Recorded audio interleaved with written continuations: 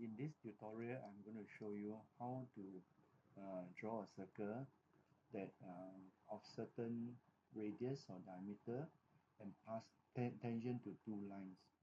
Now you can see from the screen, these are the two lines that I've already drawn, and the circle has to pass through this tangent to these two lines, assuming that the circle radius is 60. So the method of drawing is that you will draw parallel lines. So let me go to the construction line layer, and then I will use the offset command, offset by a distance of 60.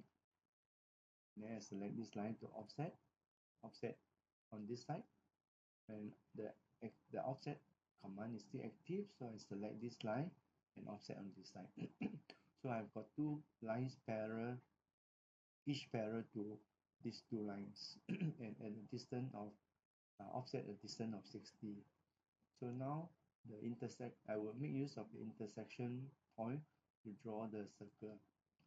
Now I will change back to the outline layer and select the circle command. Take this intersection as center and draw a circle of radius 60. So this circle, you can see that will be tangential to the two lines.